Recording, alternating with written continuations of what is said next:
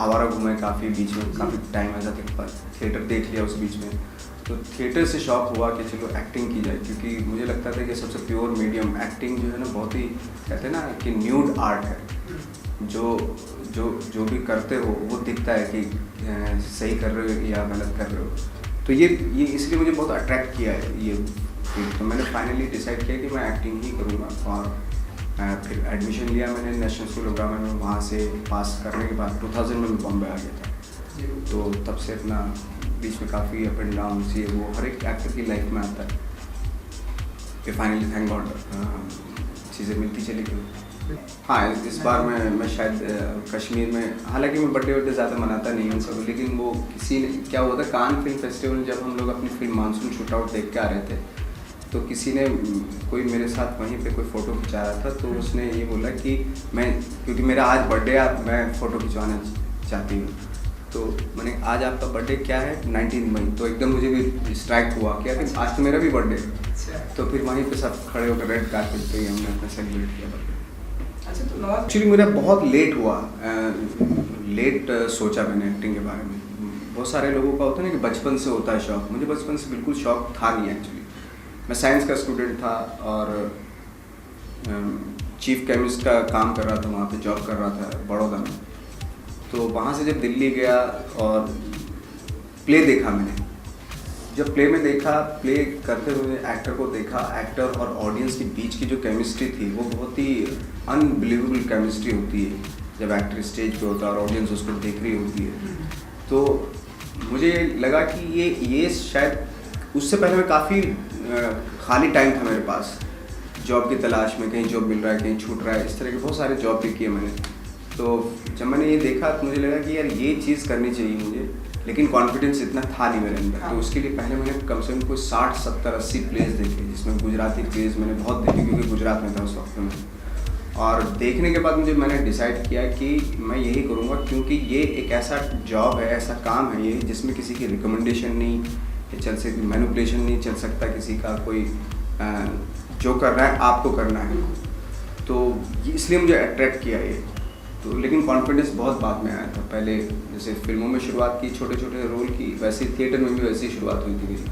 पहले 1 लाइन का डायलॉग मिला, फिर 2 लाइन का, फिर फाइनली मेन रोल मिला, फिर NSD ज्वाइन कर लिया, फिर बॉम्बे में आ गए। ऐसा किसी बैड सेंस में नहीं याद करता कि, हालांकि बहुत ही मतलब डिफ़िकल्ट टाइम था, वो बहुत डिफ़िकल्ट टाइम था, बट वो कहीं ना कहीं आपको इनरली स्ट्रांग भी बनाती हैं वो चीज़ें। जब आप सोचो आपके पास बिल्कुल भी पैसा नहीं है और आप बॉम्बे जैसे शहर में उसके बाद भी 6 महीने तक बिना पैसे के रह सकते हो, तो ये चीज़ ना बहुत कॉन्फिडेंस देती है आप। और उसकी वजह से ये भी हुआ, अगर मेरे पास अगर कभी इसके बाद में पूरा टाइम भी आता है तो मुझे कोई ज़्यादा अफसोस होगा नहीं, क्योंकि मैं ऑलरेडी यूज टू हो चुका था उन सब चीज़ों का, है ना। बिना कोई तामझाम कुछ नहीं था। रिजेक्शंस बहुत हुए, अगर अभी हो भी जाए तो कोई ज़्यादा फ़र्क पड़ता नहीं है, क्योंकि मैं यूज टू हो चुका था उससे। मैं कभी मेरा काम था, मैंने हमेशा कभी भी मैंने ये नहीं किया कि तुझे मेरे टैलेंट की परख नहीं है, कभी नहीं आपने मुझे ऐसा कुछ नहीं, कभी नहीं। मेरा काम था ऑडिशन देना, और ऑडिशन देना या फ़ोटो बांटना ऑफिस टू ऑफिस, ये मेरा मतलब जन्म सिद्ध अधिकार है। मैं हर जगह बांटता था फ़ोटो और हर जगह ऑडिशन देने जाता था। कुछ काम तो था नहीं, यही काम था हमारा, और हमारा जॉब है ऑफिस टू ऑफिस जाना, अपने बारे में बताना, कि ऑडिशन देना। तो कोई नहीं कर रहा है सिलेक्शन या कोई नहीं दे रहा है तो उससे कोई बैर नहीं था, नहीं दिया ठीक है दूसरी जगह जाएंगे, उसने नहीं दिया तीसरी जगह जाएंगे। बहुत सारे ऑफिस थे, 100, 150, 200, 300 ऑफिस हैं बॉम्बे में फिल्म्स के उस वक्त थे, 200, 250 के आसपास, सब जगह जाते थे। एक दिन में 6-7 ऑफिस कवर करता था मैं। अच्छा, हाँ, तो आदर्श नगर से शुरुआत करता था, बांडा तक जाते थे।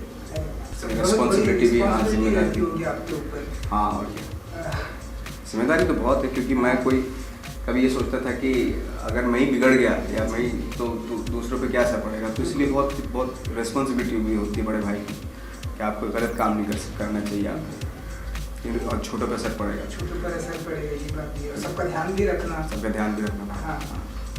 नाइट वॉचमैन भी की है आपने, मैंने सुना।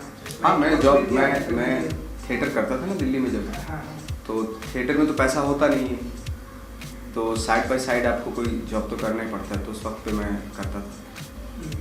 वॉचमैन ही नहीं, वो दिल्ली में करता था। दिल्ली में करते थे, अच्छा दिल्ली में। फिर इन सब के दौरान आपने नेशनल स्कूल ड्रामा भी आपने बताया कि उसके बाद में मैं नेशनल स्कूल ऑफ ड्रामा में आ गया फिर था। आप मुंबई में आए, रहते थे, रेंट पे रहते थे, 4-5 लोग रहते थे छोटे से रूम में अपना। कभी अगर आपके पास इस बार किराया देने 250 रुपये आता था पर हेड, तो कभी आपके पास नहीं है देने के लिए तो कोई दूसरा दे देता था। तो कभी फिर 5-6 महीने के बाद काम मिलता था तो उसका पैसा उधार लौटा देते थे, चुका देते थे। तो ये सब चलता रहता था। मुझे सरफरोश मिली थी पहली फिल्म, उसमें ये कि हाँ, और उसमें 40 सेकंड टू 50 सेकंड का रोल था उसमें मेरा।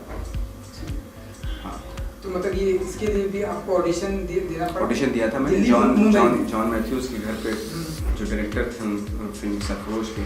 और मुझे एक्चुअली उमा शंकर पति के कास्टिंग डायरेक्टर थे, डायलॉग राइटर थे सरफरोश के। उन्होंने वो मेरे एक दोस्त को देख रहे थे, मेरे से पूछा उन्होंने कि वो कहाँ है तुम्हारा दोस्त। मैंने कहा पता नहीं आजकल कहाँ है, शायद दिल्ली चला गया क्या है। तो उन्होंने बोला तुम उसके लिए एक रोल था, चलो वो तो है नहीं तो तुम दोगे ऑडिशन। मैंने कहा मैं दे दूँगा ऑडिशन। तो मैंने फिर उन्होंने मुझे जॉन साहब के जॉन मैथ्यूज़ के घर पे बुलाया, मैंने वहाँ ऑडिशन दिया और मेरा सिलेक्शन हो गया। फिर मैं शूटिंग के लिए गया नेक्स्ट डे और मुझे डायलॉग दे दिए गए, मैंने याद कर लिए डायलॉग। और उसमें एसीपी राठौर जैसे दूसरे कैरेक्टर था, एसीपी राठौर करके उनके भी डायलॉग थे। तो मैंने ये कौन कर रहा है एसीपी राठौर, तो बताया नहीं मुझे। तो जब मैंने अपने डायलॉग याद कर लिए तो जब सीन हुआ तो सामने आमिर खान खड़े हुए सामने, तो वो एसीपी राठौर बने हुए थे। तो जो मैंने याद किए थे डायलॉग सब भूल गया। तो आपको पहले से नहीं पता था? पहले से पता है, इस फिल्म में हाँ इस फिल्म में हैं वो, इस फिल्म में थे ये मालूम था, बट ये नहीं पता था मेरे सामने, मतलब मैं उनके सामने ही एक्टिंग करूँगा। तो पहला कैमरा फेस बॉम्बे में जब मैंने किया तो वो इसी फिल्म के साथ पहली फिल्म थी मेरी, सरफरोश थी। और पहली बार जब मैंने उनको देखा, कह रहे यार इनके सामने ही मेरा तो सीन, तो मैं तो सारे डायलॉग भूल गया एक्चुअली। और फिर उस डायलॉग नर्वसनेस के चक्कर में क्या बोल रहा था मैं मुझे भी पता नहीं चल रहा था, बट वो नर्वसनेस जो है ना वो कैरेक्टर में मर्ज हो गई। तो लोगों को लगा बहुत अच्छा काम किया, कितना अच्छे से इसने नर्वसनेस दिखाई है। अच्छा। बल्कि वो तो मैं रियल लाइफ में ऐसे, मतलब मैं तो आमिर साहब को देख के हो गया था नर्वस। तो एक आध चीज़ बताई थी उन्होंने। अच्छा। हाँ, रोने का एक तरीका बताया था उन्होंने कि थोड़ा सा ऐसे कर लेना रोते हुए, ये वो शायद उनको याद नहीं हो, लेकिन उनको याद नहीं था। मैंने तलाश में फिर उनको बताया था, मैं जब तलाश कर रहा था उनके साथ। अच्छा। कि मैंने आपके साथ एक फिल्म की है। तो उन्होंने पूछा कौन सी, मैंने कहा सरफरोश। कौन सा रोल किया था, मैंने वो वाला किया था।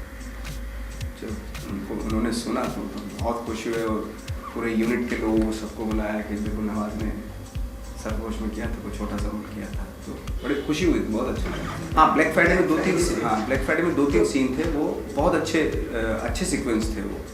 और जब वो रिलीज़ हुई, पहले तो बैन हो गई वो काफ़ी टाइम तक, उसके भरोसे बैठे हुए थे हम लोग, और वही बैन हो गई। तो 1.5-2 साल तक तो कुछ मैंने वो रिलीज़ होगी, वो उससे कुछ हो जाएगा फिल्म से, शायद हो जाए।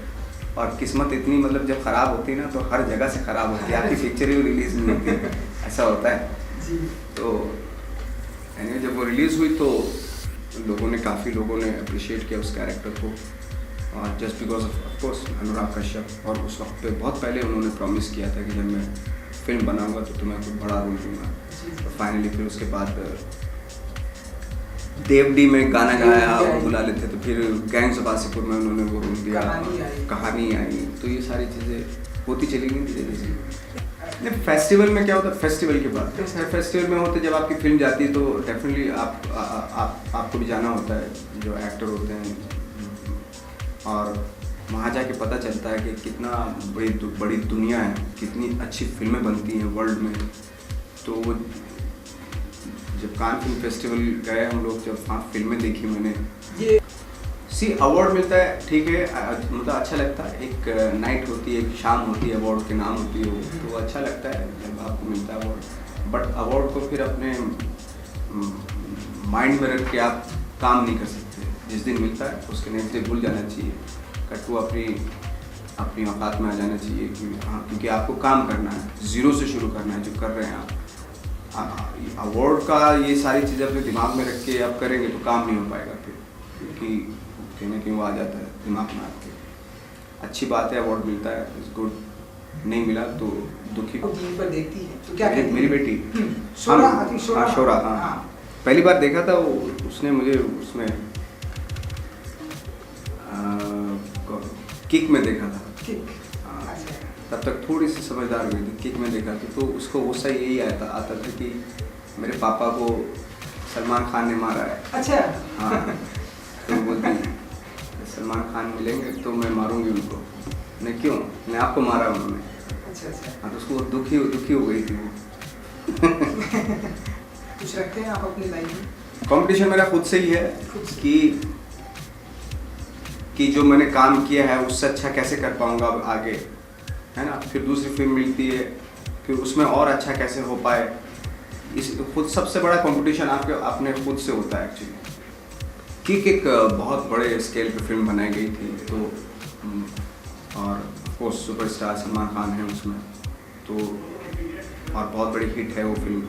तो अच्छा लगता है कि जब फिल्म बड़ी फिल्म जब बड़ी हिट होती है फिल्म, तो हमारे जैसे एक्टर को इसलिए फ़ायदा होता है क्योंकि मेरी छोटी फिल्में भी हैं जो रिलीज़ होंगी, तो उसको फ़ायदा, उन फिल्मों को फ़ायदा होता है।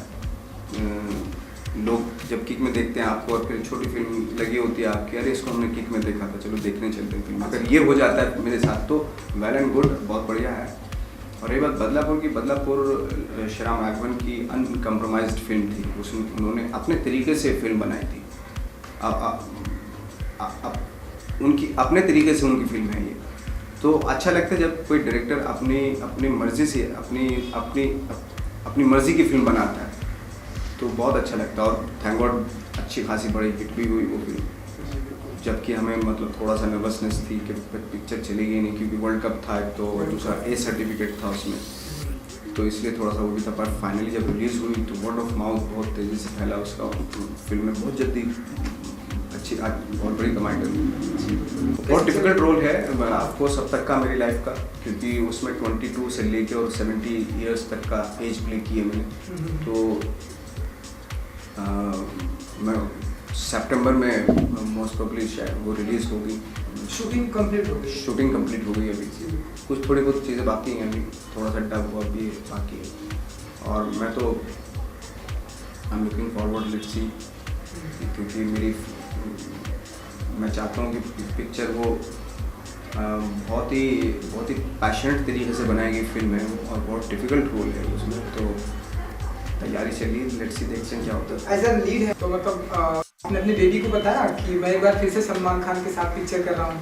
हाँ, तो उनका रिएक्शन ज़्यादा भी समझती नहीं, बट अच्छा। हाँ, लेकिन छोटी सी है, लेकिन सलमान खान को जानती है। जी।